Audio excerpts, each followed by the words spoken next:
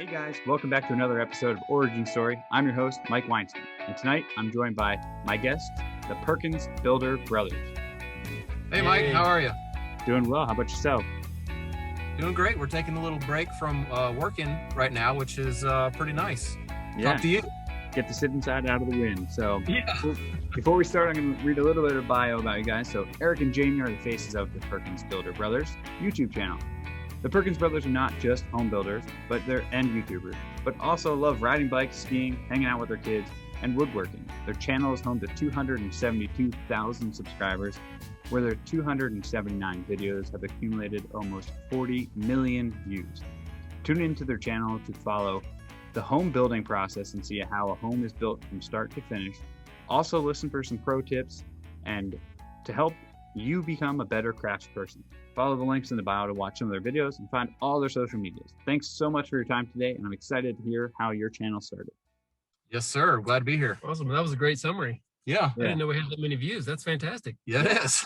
It's and I mean, not to get ahead of ourselves, but you guys have, 4 videos over 1 million views, which is a huge accomplishment in itself. So before we talk about YouTube, you guys both have really good pasts, and I want to talk about like growing up in North Carolina, but not only just growing up in North Carolina, you grew up in the industry of home building. So you guys are the second. That's what happened. Yeah. We didn't pick it. It picked us, I guess you might say. Yeah. I guess being forced on the job site to sweep and do all of the items, you might have fallen in love with it. Is that the case? I don't know if that is exactly the case, but I know that we both spent our summers during high school, being carpenters, I guess, but we were Laborers. Yeah, laborers. It was hot. I just remember, being really eager to get done working. Yeah. So let's back up a little bit. We weren't just laborers. We actually worked for our dad, who was he's an architect and also a builder. And you can imagine any summertime job you had as a kid when you realized someday you're going to have to work. Yeah. And all of a sudden your work is hard work. Yeah. It's not like working at the soda shop kind of work. No. And our dad didn't really have other employees. He was kind of like, it was hard for people to work for him because they would only last about a week or maybe 2. And then they just couldn't hold up to the pressure of working for him. Yeah. And he primarily worked by himself. And so when we were old enough to be there, we were like people that couldn't quit, Yeah, too bad for us. forced onto the job, and you can't leave because he probably drove you there too. That's right. Yeah, he was our own home. So yeah, we got kind of just thrown into the mix there. And as a summertime job as a kid, it was a tough job. I would say I hated it, actually. Well, yeah, and I wouldn't say I hated it, but you ask whether it was something that we really liked or a passion or whatnot. But I'll tell you what happened, at least for me, is getting towards the end of high school. It's big decision time. You're going to go to college. You're going to pick a career path. All this, and just in talking to my dad, he would tell me, "Hey, listen, you can make good money being a builder if you like it. Hey, you don't have to go to college. You could just straight up get your building license and go to work and start making money." And I was like, money's nice. Money's how, okay. How much money are we talking? Yeah. So whatever. It didn't start out with big money. Trust me. That's how it happened for me. Yeah, and so after high school, you chose to not go the college route, but on the other side, I did go to college though. You did, I was yes. like, I am not building. I will never do this again. I'm getting a degree in computer science, which is what I did. And then coming out of college, I got offered a job, but it was such low pay coming in the bottom end of a company. I was like, I can't even afford to rent a place with 3 other guys, where I was living in Asheville, North Carolina at the time, at this salary.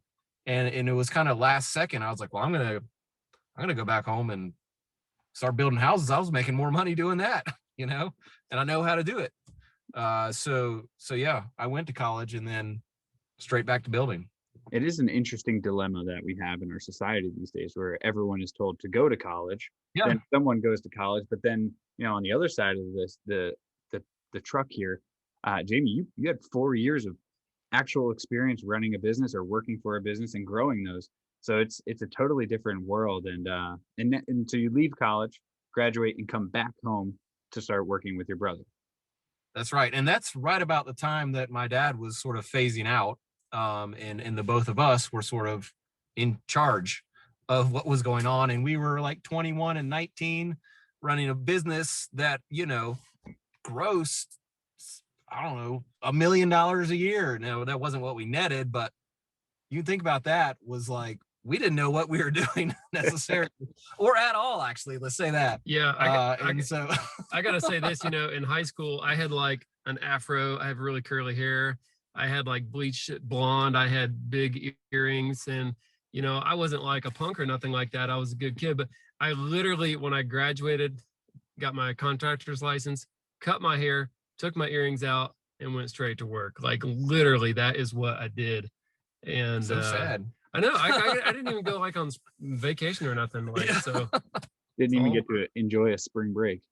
Nope. I enjoyed all the spring breaks for him, all the winter breaks, every break, every weekend. I had to sort of vicariously live out my college age years through my brother. Yeah. You know, I did let him come stay in my dorm room sometimes. I would come get the college experience. You know, well, not to the full extent, but you know, Sometimes a weekend is just enough.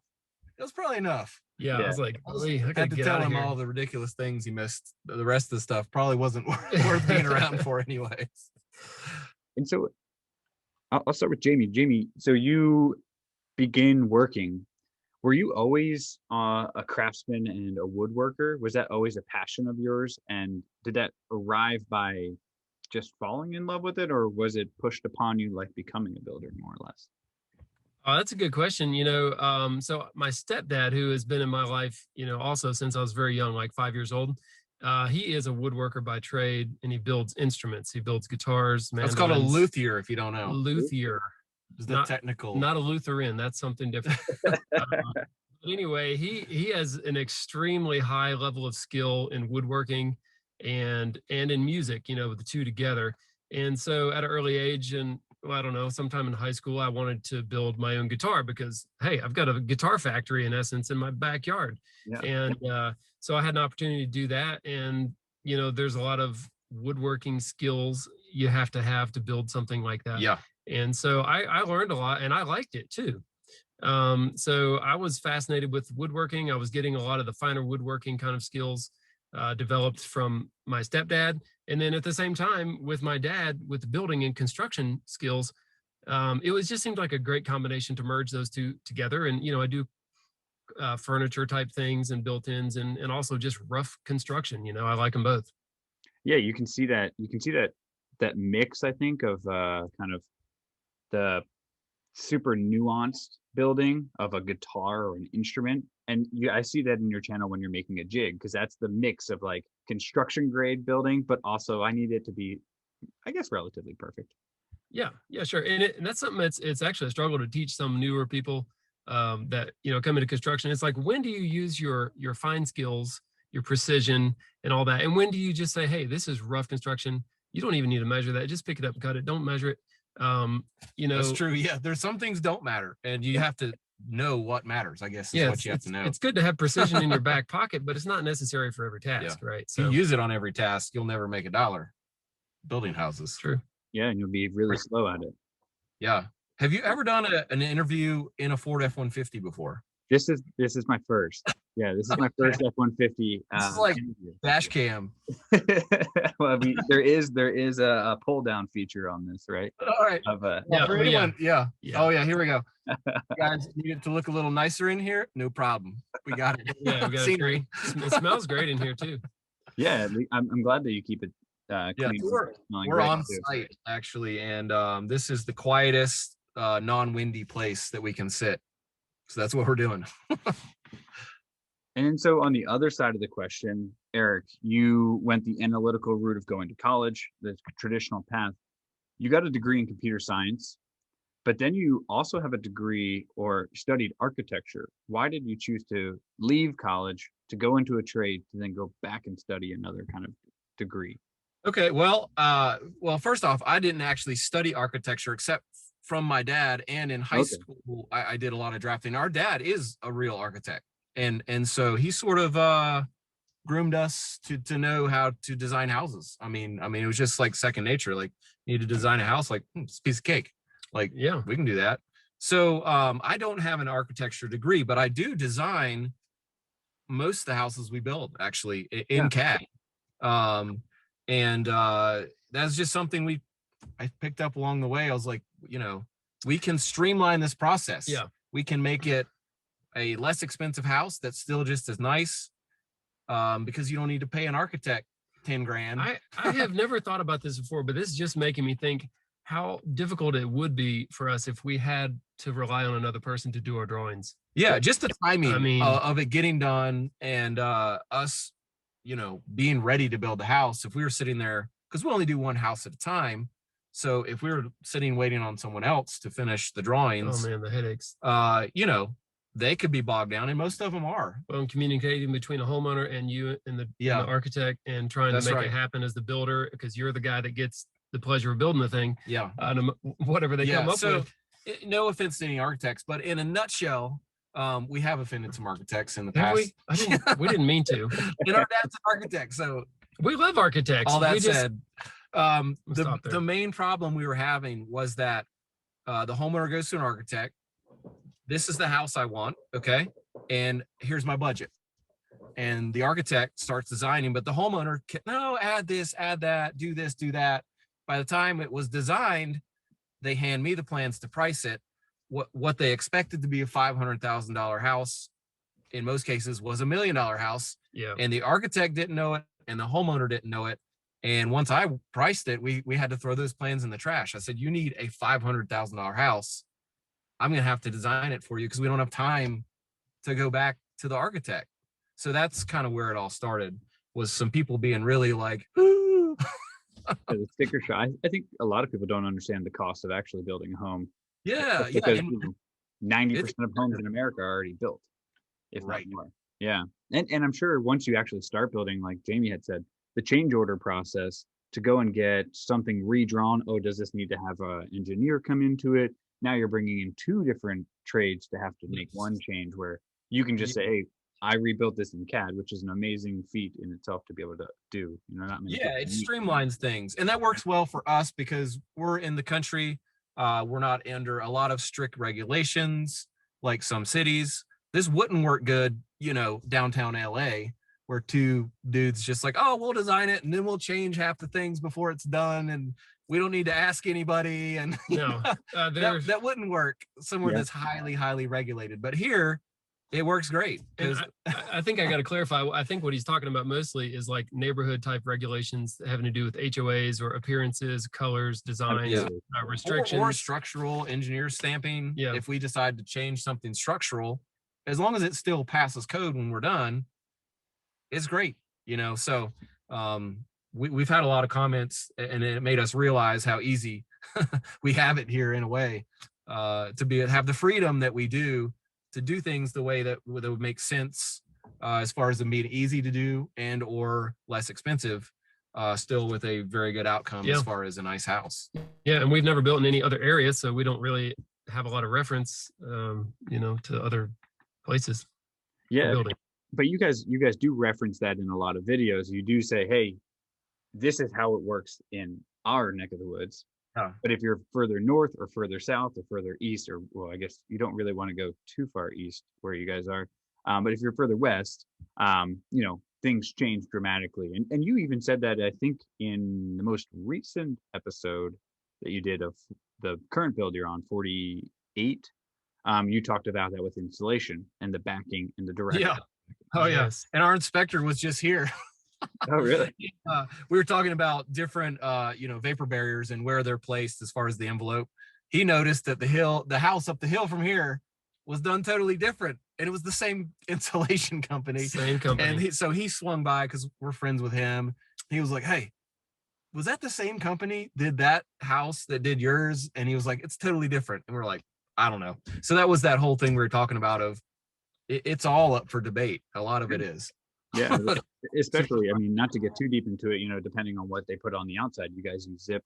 They might just use traditional board with a vapor barrier, things like that.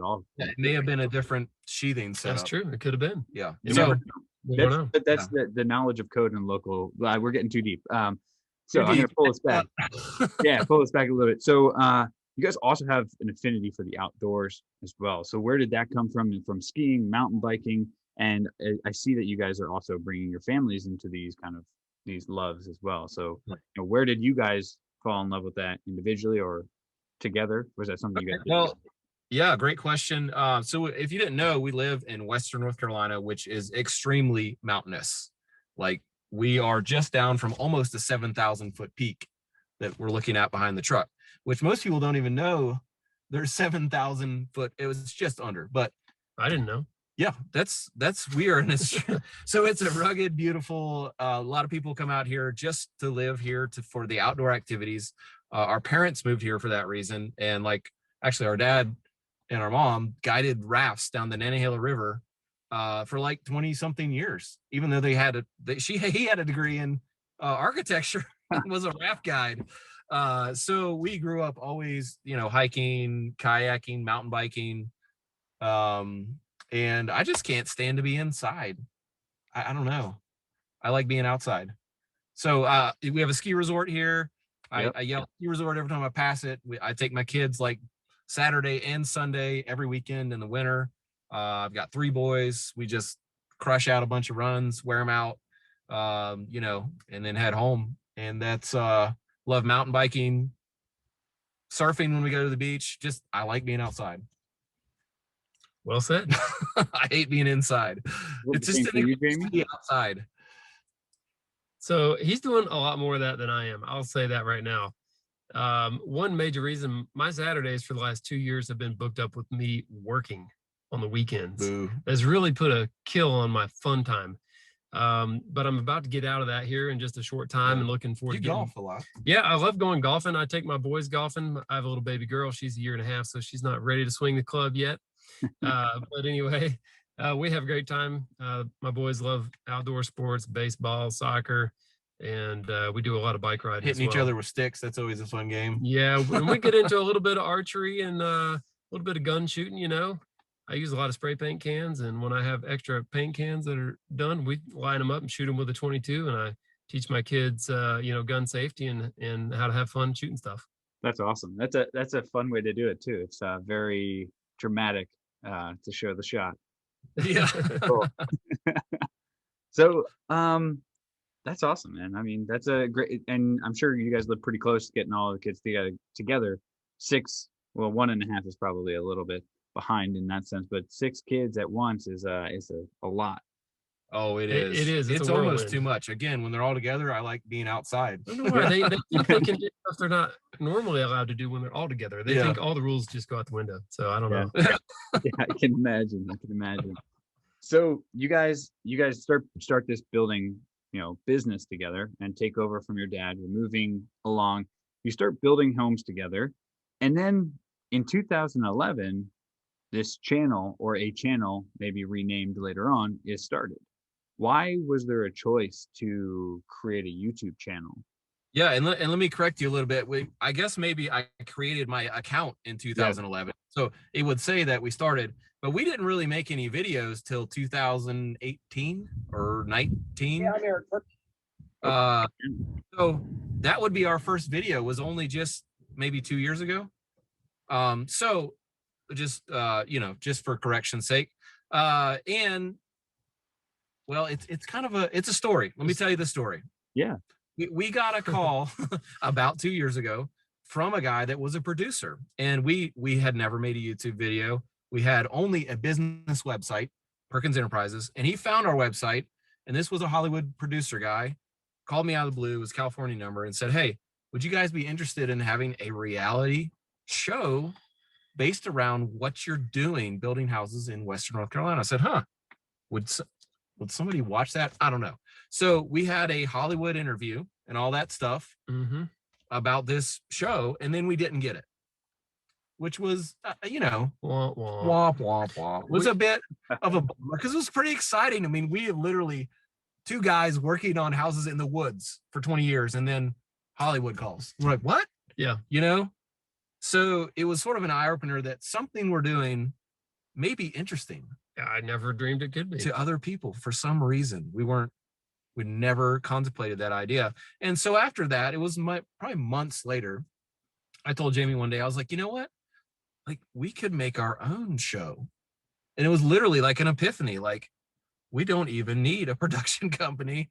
Like, I can make videos. And so we just started making a few videos, and they were pretty terrible at first, and maybe even now still. But it's subjective. It's subjective. It's art. Okay. Some people like them, but then all of a sudden people started watching them.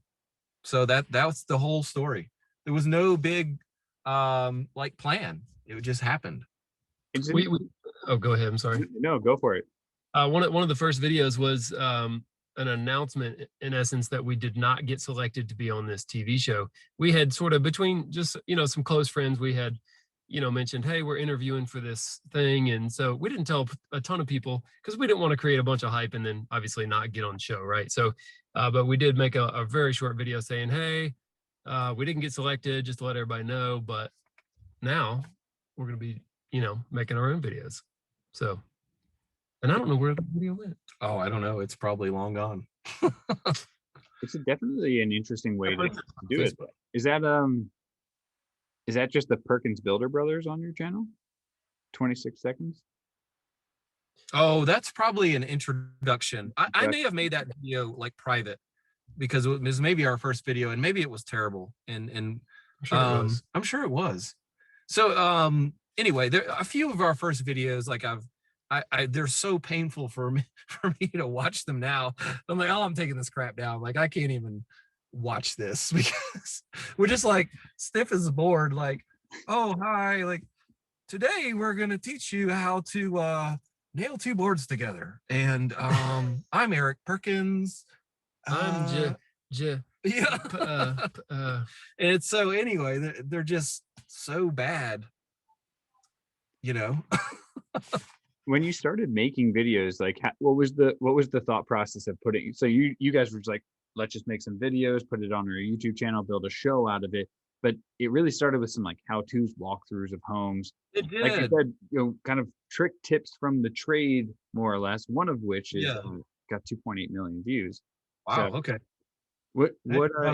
How are you choosing which ones to put on here, and the thought process behind that? Yeah. So I think when you're new to something, you just emulate someone else that's already established and doing what you think you want to do. And so it seemed like some of these how-to videos would be the ticket of what we would kind of, try to do. And so that's what we did for a while. And I can tell you something about that too. Yeah. Some of the topics that we picked, for some of the early videos, and we still do this sometimes, is we would, just observe within our own crew some people that haven't been in construction for a long time, but have been in it, say, for like maybe 2 years.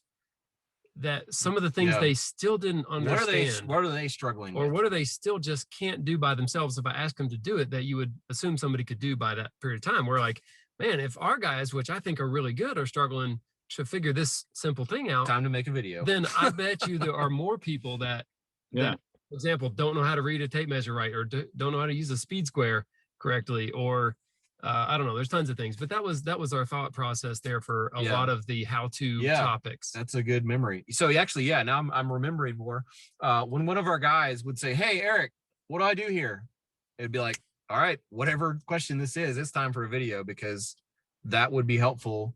It was to be helpful with the answers to these construction questions. And we did stuff on codes, but then quickly realized that people were watching us from around the world, and some of what we were saying was very locally sort of based knowledge for building codes. So we kind of stopped doing that, just because all of a sudden we realized our viewer base was worldwide. So we needed to kind of generalize some more. We got a lot of comments saying, you guys are idiots. You can't, why would you build like that? Where we are, you'd never do that. Yeah. We did, like, you guys are idiots. Like, are just morons. And so we're like, no, this is right. This is here. Common practice. Yeah, for here. So that's how it started. And then more recently, we've been doing the last two building projects. We have followed the project. It's a lot of construction tips, but more leaning towards the vlog of what it's like and the whole process and every day and with our crew, and just we're more comfortable in front of the camera now, so we can just like have fun and be ourselves.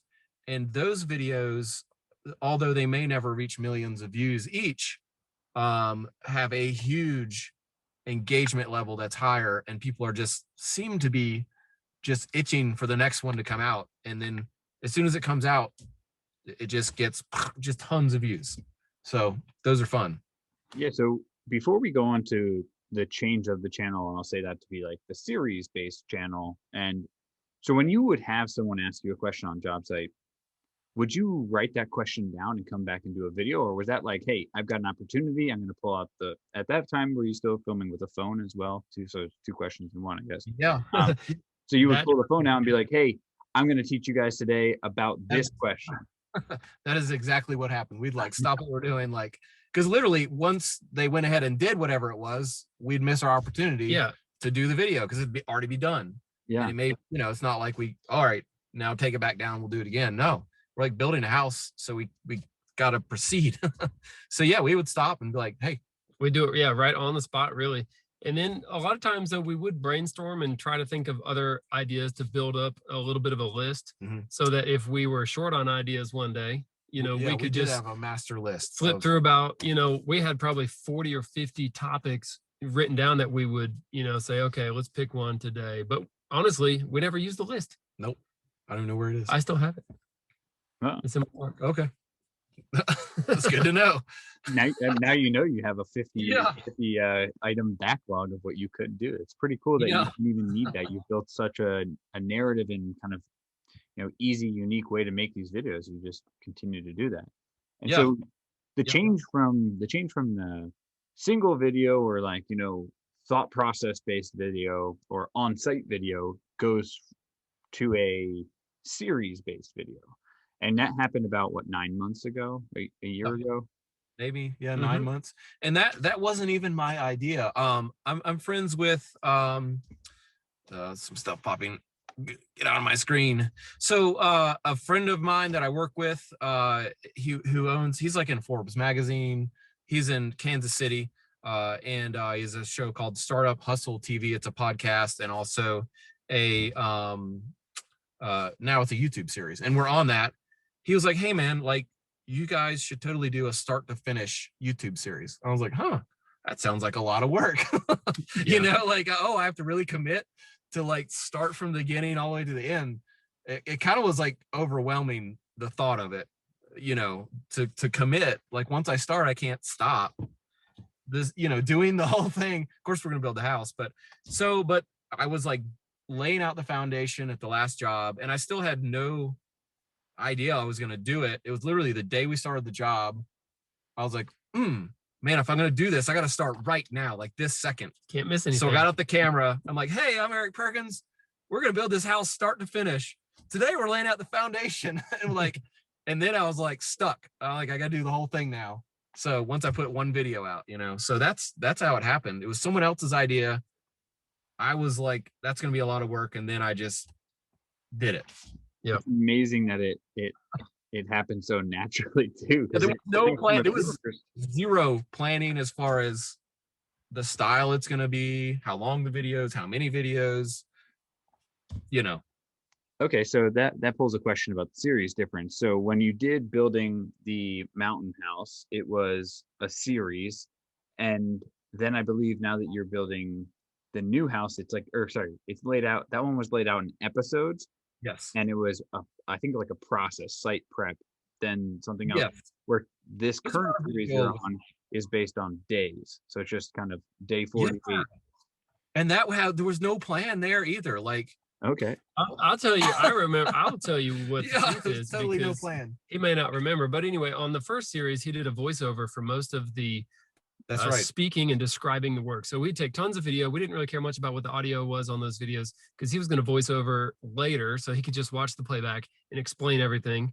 And he did that, and it was great, but it was a lot of work. Yeah, it took me hours and hours to write a script for a 15-20 minutes of solid talking. Yeah. And then, you're in the audio, you speak into a microphone. you have to touch it with the correct amount of enthusiasm, like not too much, but not too little, or you'll sound dead. Yeah. And then you have to pronunciate everything correctly.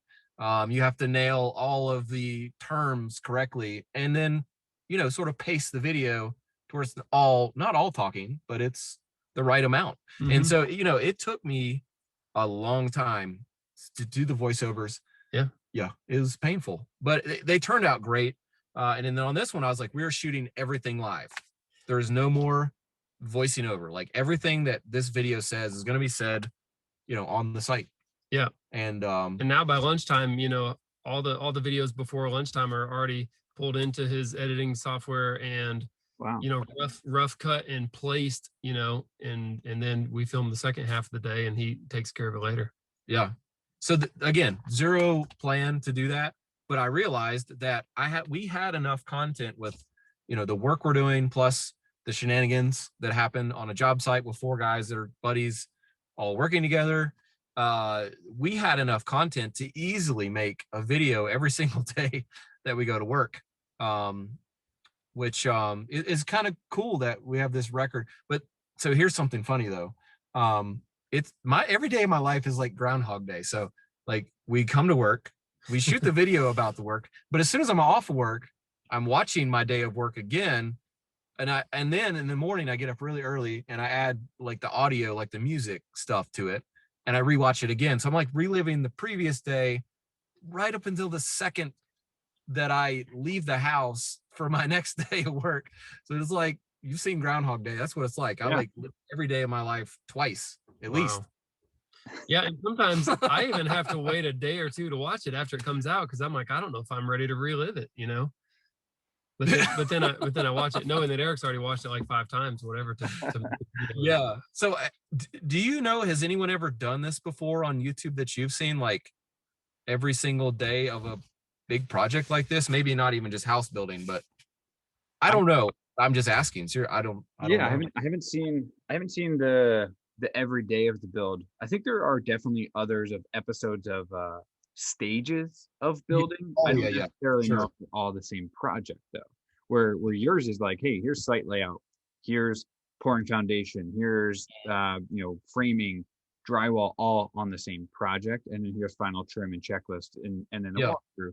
Where I think that there's something there, but where you change to a vlog style, I don't know if there's anything that does the same. Yeah, maybe that's why it's popular. Is you know, one of a kind. Something we realized that like when we do a walkthrough at the end of the video, you'd think, oh, it's the big reveal or whatever, but those videos, nobody cares about it. It's like nobody really cares so much about just seeing the final product. It's like, man, they want to see like what happened. We're not building like $5 million homes that are just, you know, have all this intricate detail that just blow people away. Yeah. I mean, it's really not about the house. Like it is about the house. Yeah. But it's about building the house. It's not like this big reveal at the end, like Extreme Home Makeover thing.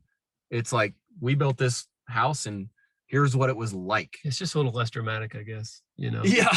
If you've watched from a viewer perspective, if you watched all 47 episodes up to that, you kind of already know what the house is going to look like when. Right. Yeah. And we've definitely had a lot of people that just say they want to watch just because it's fun to watch. They don't care about houses. No, it's definitely about the characters and the people on it more so than what's happening, because the banter with, especially on the vlog style, which I would argue the other one has a little bit of vlogginess to it. If that's I think you're right. So before I go into a couple things here, when you changed your format of your channel, what was the subject or subscriber change? Did you gain? Was that like a big jump for you? Or was it just consistent growth from the beginning? Yeah. So on our last project, the Modern Mountain Getaway, the one before this one, is when we started doing more of a series-based layout. And I probably made, I don't know, 10 or so episodes of that, or maybe 9. So 9 or 10 weeks of work. And the videos weren't really getting much attention. Like, I don't know, they were doing okay, but I was kind of getting down on it. I was like, gosh, this is so much work. And, you know, they're getting views, but I just thought people might be more excited about it because I thought it was cool. You know, I thought it was entertaining and informative, infotainment. We've been calling that. But, and then all of a sudden, just like one day, a couple of those videos just started like skyrocketing. and the subscribers, like we were getting 1,000 to 2,000 subscribers a day for a long period of time. And so, and then the great thing about the series is you watch one, people just like keep watching them, and they'd watch I'd get emails from people. I just watched all 25 episodes back to back to back. I'm like, wow. what? Wow, that took forever. So, and then the same thing with this, this one, when we started, definitely had a bigger viewer base and they did pretty well. But then again, like 10 videos in, huge spike, and thousands and thousands of subscribers a day, hundreds of thousands of views a day on our channel. And so, like I said, these videos seem to be just more engaging. And I realized that I could basically get a better average. Or I could know, like, I'm gonna put a video out, it's gonna get 100,000 views. Whereas if they're topic based, you never know. Like on YouTube, it could be a million, it could be 5,000. If it's especially in a standalone video. Yeah, it's like what we call a standalone video. You never know. Like it could be a hit, and then it could be a total flop. I know. I get like some of these good ideas, like the ones we put on the list. I'm like, dude, this is gonna be killer. People are gonna love it. And then we make the video, and it's all hype and no no results. So it's like, oh shoot. But to the same point, just like what you said both times with your series, it could be a flop for 30, 60, 90, 100 days, and then all of a sudden something happens in the world or something happens in the algorithm, and then all that is a million. You know, right. Like, YouTube is just this gamble that So I mean, we probably ended up with 5 or 10 million views on that series, and we're already there on this series, and the house is only halfway done. So did your subscribers give you feedback on which style they liked more, or it's just like, hey, we're doing a hard shift and going? I mean, definitely the feedback was they liked the more vlog, more of our lives, more of our personalities, but still information in there. That's the key thing. Yeah. Better. Now, of course, there's always a few trolls out there that are like, you guys, you freaking went Hollywood on us, unsubscribe, and we're like, well, we're going to lose a few people that are just hardcore. They just, show me how to build a house. I'm going back to Reisinger. Some of these other the carpenter guy. The RR Kyle RR Essential Craftsman. There's some other. There are other really there's good some ones, more serious. What's that one? It's the Ninja Carpenters guy. What's that called? Samurai. The Samurai Carpenter guy. And I've watched him a bunch and whatever, but okay. Yeah. So there's I'm sorry. Yeah, no, I mean, so we're like, I'm feeling like if we don't make videos that are fun, we're not being ourselves. Like if you were on our job site, you would see that the videos are actually dumbed down from like, now we work hard and there's times where we're like just huffing boards for hours straight. But in reality, there's a lot of cutting up. We don't want to work unless it's going to be, fun. Yeah, you have to make it fun on the job site. Or I'm just going to quit and do something else. Yeah, and people have asked, seriously, is it actually like that on the job, like the way it is portrayed on the YouTube channel? And I'm like, it is exactly. Actually, yeah, I was like, it is. I can't show most of the stuff that's there is no Jason difference. And Ray and Jono start cutting up. It's like, with that being said, like Jono just tried to dump paint in Jamie's truck like in front of us while we're watching. Because he was mad that you're on a podcast. Yeah. So I mean, it's interesting because if you watch the other channel and we'll talk about the kind of character building that you've had on the channel. Now you have characters you have created. Now 2 of those characters have gone out and created their own channel. When you watch that, you see the other side of the perspective, and it's like a mirror image. You see exactly what was portrayed here, right?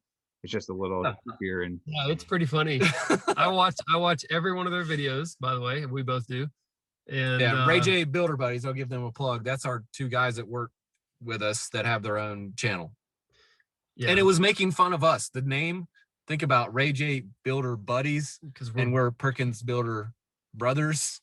Yeah. And so when they named their channel, I'm like, oh my God, this is too much. Like, because it was a joke for a while, hey, Ray J Builder Buddies will knock that out for you. We called them that. Yeah. Just the 2 of them as a pair because they work together a lot, and we called them that for a couple of months at least. And so when the idea of them starting a channel kind of came up, we're like, well, it's got to be called Ray J Builder Buddies. That's what you already are that. 100%.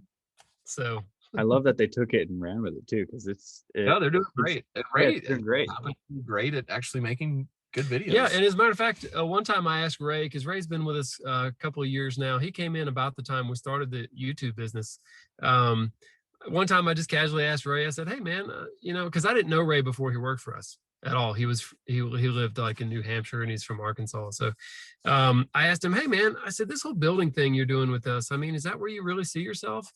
Or, is there some other thing that you like a lot or want to do? And he said, well, I'm really into computers. If I ever, go back to school or something, I'd do something with computers.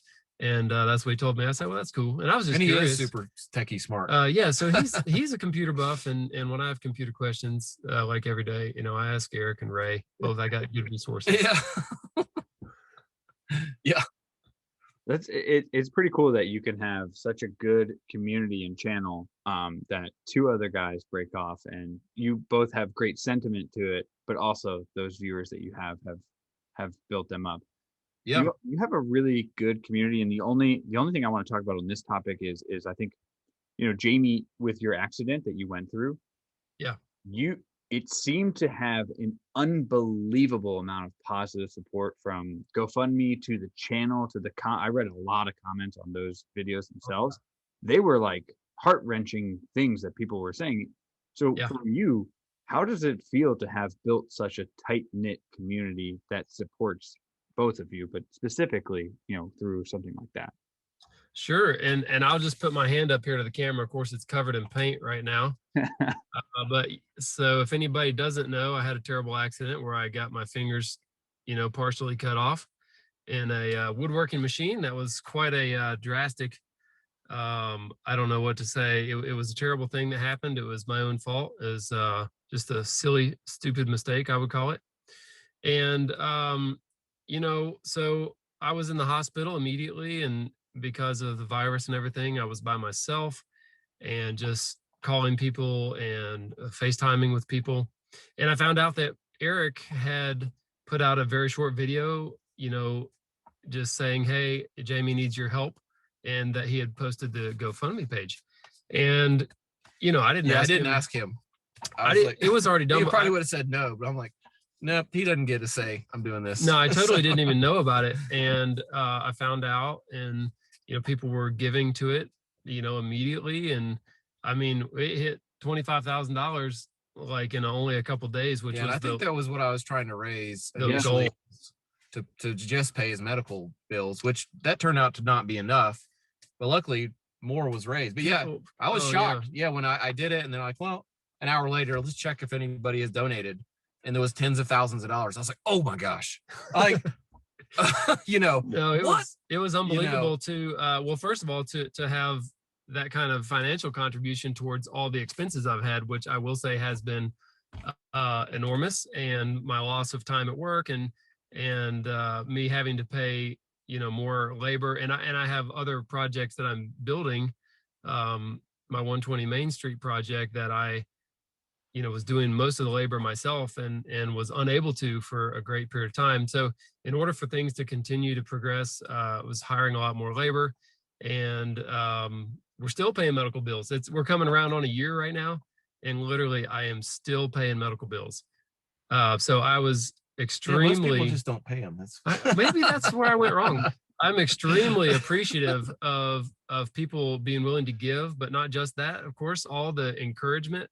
I read on each video that we put out as an update video, I would film myself and show my hand and tell people, where I'm at with things. And I had hundreds and hundreds of comments on each of those videos that I read every comment and replied to everyone that, was in a question form or anything.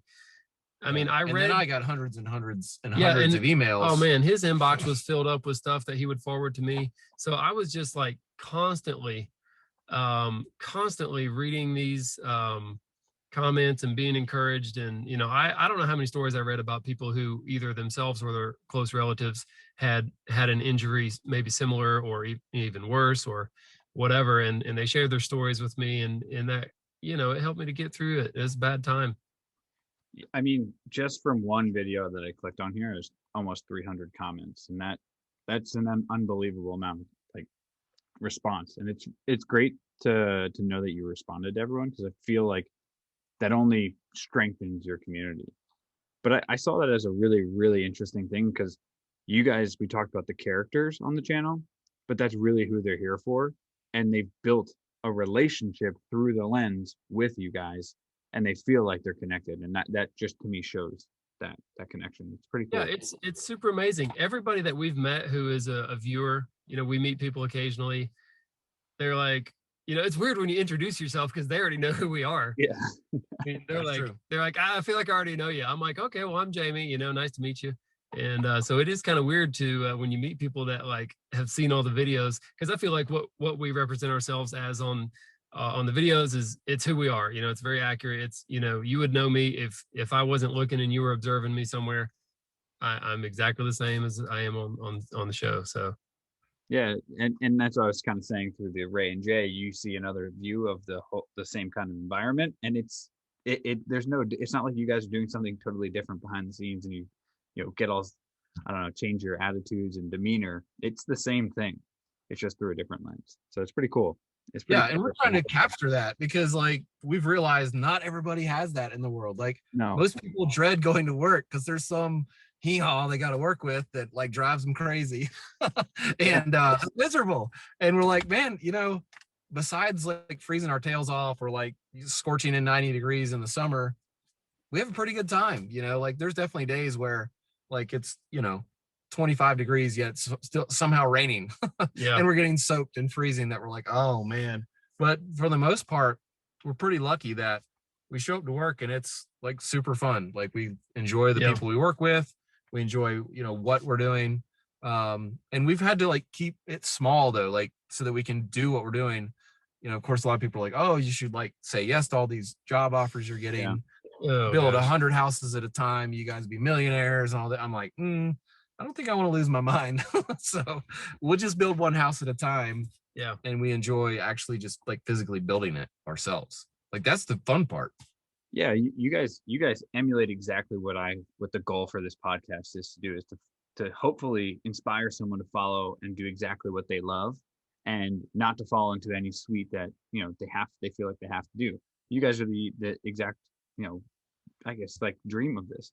One went to college, one didn't, but then you ended up doing the same thing, right? So like you can get to any path in happiness.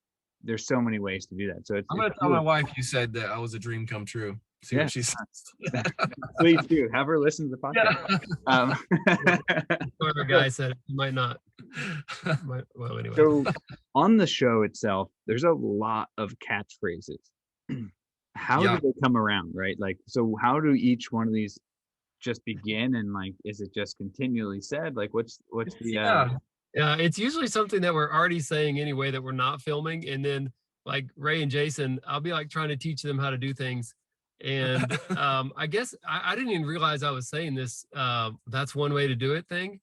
Like I didn't really realize I said that a lot, maybe only around them or something. So it became a thing just because I said that a lot, apparently. It's usually when they were doing something some wacky way that was like, and Jamie would just casually walk by and look at what they're doing and be like, oh, well, that's one way to do that. Like, you know. And I didn't mean anything by it either. I meant that was okay. That's fine. Yeah. You know that. Yeah, but Ray and Jason are like, what does that mean? Like, they thought I was. Are we doing it wrong? Or what is it? And so they were like, stop what they're doing and be like, reassess. And I'm like, no, you're fine. He's just saying that. Like, that's one way to do that. That's one way. Oh, well, hey, let me expound, if that's the right word, on this a little bit. So, you know, we said that we talk about how we do things here, and we often get comments saying, you should never do that where I live, or, you know, you guys are idiots or something. And so we've learned that when we talk, the way we word things, we have to be careful to say that we're trying to show you how we're doing it.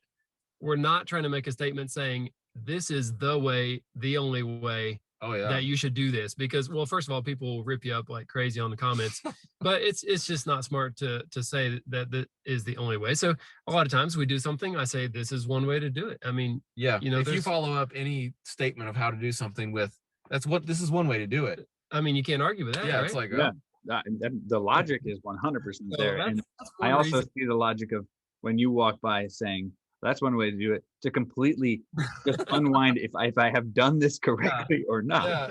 And there's another funny one that we always say, and because, you know, YouTube is what it is. You know, you can get demonetized, and for anybody who doesn't know what that is if you're running ads on your videos, YouTube can decide to not pay you or not let you do that if you have certain, what they would consider something not good, like, you know, violence or foul language or any number of things. And so we sort of like, any word that you say that could be taken the wrong way, we always just say in a joking way, like, can't say that, like, can't say that. And then we say the word again, you know, so it's always, I don't know, we just started doing that, and it just cracks me up, like in person. It's still funny. Yeah, I'm like, you know, we're just like, I'm eating nuts the other day, and I'm like, oh, you know, I'm eating nuts, something like Jason's like, you definitely can't say nuts. You can't chew with your mouth closed. And like, you know, we always like, that's the funny part, is we always just like say the word again and then we leave it in there. So I don't know. Yeah, it's fun to do. It's fun. It just gives us something to do while we're working. That's all it is. You guys make it, you're trying to make it enjoyable. It's not so serious, which I think now that we're talking, some perspective might be, maybe this is the right path, because maybe going into maybe if you had taken the Hollywood job and you had gone down that path, it might not have, you know, built the love that you have for it today, because you're just doing what you want. You might have had a producer saying, that's right, you can't say nuts, and please chew with your mouth closed, because it doesn't look good on camera, and it doesn't, you know, entertain you. Yeah, and I'm like, oh my god, we're like cracking up for 10 minutes after that happens. And so anyway, yeah, that's great. We love that kind of stuff. You know, there's just so many YouTubers, and I'm not saying names specifically, but they're just like, what's the word? They're just too serious. Like, they just take themselves too seriously. I'm like, I just can't stand. We do like to make fun of ourselves. Yeah, we're making fun of ourselves and each other. Yeah. But it seems like those things turn to a positive, right? You were kind of making fun of Ray and Jay Builder Buddies, but they're like, I'm now going to take this and I'm going to own it. Yeah. And I'm going to make it the best of it. So. Yeah. And they actually had a real discussion with us. They're like, you know, you kind of bust us on your channel, but like, you're our bosses. So are we allowed to like bust you the same way that you do to us on our channel? I was like, sure, I don't care. You have our consent. Yeah. So awesome. I mean, I don't ask for any sort of like edit to watch before or nothing. I mean, and I fully expect to be totally busted like bad when I watch the show, but it's like, it's pretty funny. I have to be careful what I say, because I realize now that Jason they record a lot of my phone calls when I'm talking to Jason. So anytime I'm on the phone with one of them, I have to realize I could be being videoed. You are, and I have to be careful what I say, because I say something that I don't want them to put in, because I don't get to preview their videos or anything like that. But they've never put anything in there that was too inappropriate on my behalf. So we'll just trust their judgment. It's some blind faith right there. So with your 40 million views, you have 4 videos that reached over 1 million views. I want to talk about one in particular that has nothing to do with building, and why you decided to post, I can't find the toilet, or can't find the toilet. That video has 1.8 million views. Really? No way. Oh yeah. I forgot I even had that video. I don't even know which one that is. It is the first video on your channel as well. So that was the first video like from the past. I don't know. So I started making videos, and one of the funniest things, I know that people like fun stuff. One of the funniest things is that one of my kids would get up in the middle of the night, and he would sleepwalk. Like, he'd go all through the house, and he never believed. I'd say, Chase, you're up last night walking all around. You're trying to find the toilet. You were like telling me like you're looking for the toilet. Jamie's pulling it up now. Yeah, I needed to see it. Oops, it's gonna play. It's gonna play. He would not believe me. Like, my son, he was like, I was asleep. And so I was like, tonight I'm going to record like what you do every single night, just so like we'll have it and you'll believe me. All right. I'm going to put it up to I don't know if you can see it. It's a picture of him trying to find the bathroom. It looks like, his eyes are closed. You can't tell. Yeah. So he's sleepwalking. So I'm just like, you know what? I'm going to make a video, and I'm going to show you exactly what your mom and I have to deal with every night, is you acting like a nut job, going all through the house, and I'm like steering him around, and finally he finds the bathroom. And that was on the wall. Yeah, and the night I decided to do it was one of the funniest ones. Yeah, because he was like just out of hand, And that's all I'm like, turn the camera to myself. I'm like, what? Because in person, I'm like, what is going on? Like, I've never had kids before, and all of a sudden my kid's doing this. I'm like, is this normal? Like, what? What? No, I've never done that. So I completely forgot that was even out there. But I can't believe it's got that many views. But it was just a spur of the moment. Like, this is such a funny thing. It'd be fun to have, like, when you're older, you can show your buddies like what you used to do every night. Don't show your girlfriends. Yeah. Oh, I'm gonna show his girlfriends for sure. Yeah. That could be embarrassing potentially, but we'll just hope it doesn't have too bad negative impact. Yeah. So that was it. It was with some of the videos I just made and put on there. I didn't realize it had millions of views. Yeah, 1.8. It's pretty amazing. It was. It's actually a hilarious video to watch too. It's cool. It's yeah, and so that wasn't a one night occurrence. That was like hundreds of nights, exactly like that. Hundreds and hundreds. I gotta say, it is really important that we try to capture things right when they happen. It's really hard to reenact something because sometimes really funny stuff happens and we're like, oh, do this again. Try to reenact it, and it's just a flop. Like, womp. We're like, we can't even use it. It's not even funny now. Yeah, you know? No, not funny. So reaching 1 million views on a video, with that being one of them, you have 4 over 1 million. What's it like? What was it like for you to see a video cross that major threshold of 1 million views? Well, it was pretty amazing because I'll back up. When you first start making YouTube videos and then nobody watches them, like I'd make a video and I'd spend all this time like, wow, this is a great video. Put it out, they get like 36 people watch it ever, and you're like, that's disappointing.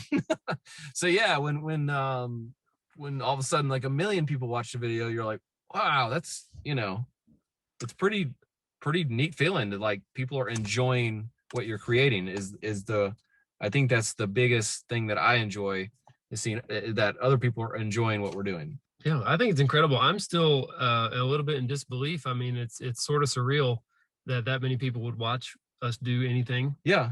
We're just regular guys, and we get some people that show up out of the blue and want to meet us or something. They act like we're some kind of celebrities, but we're not. We're just regular guys.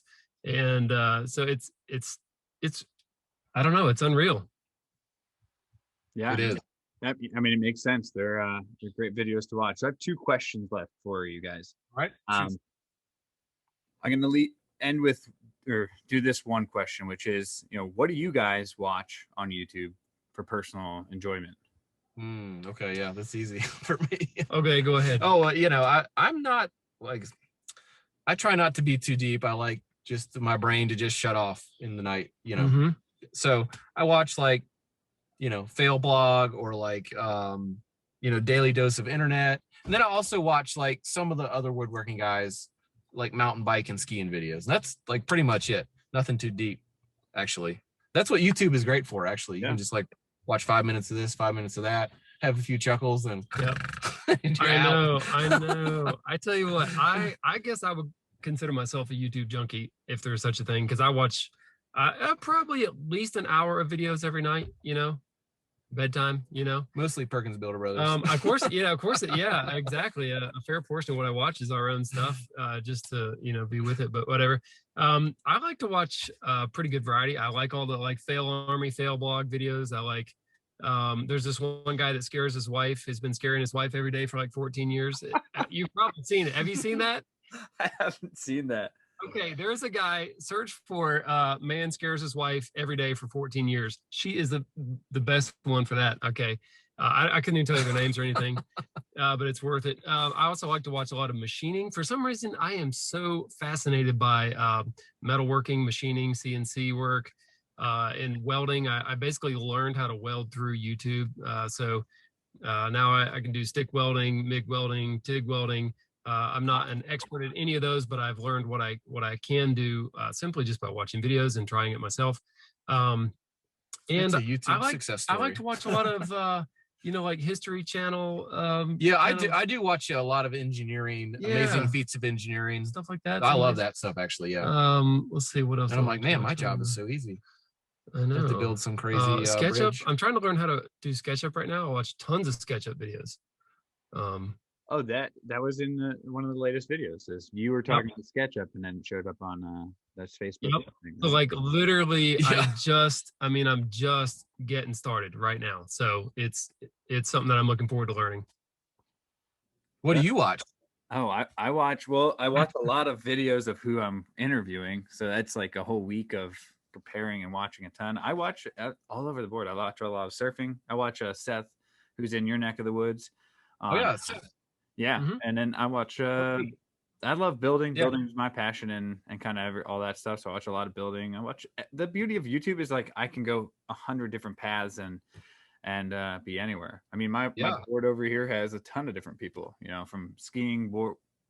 That's the beauty. There's anything you want to watch every time.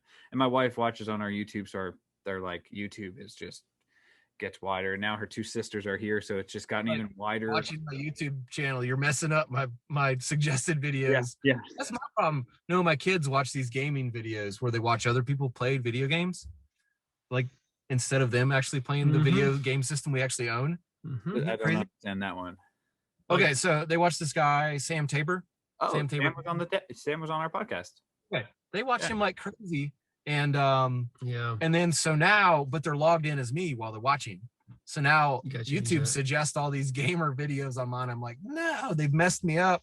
I had it dialed in, and then womp.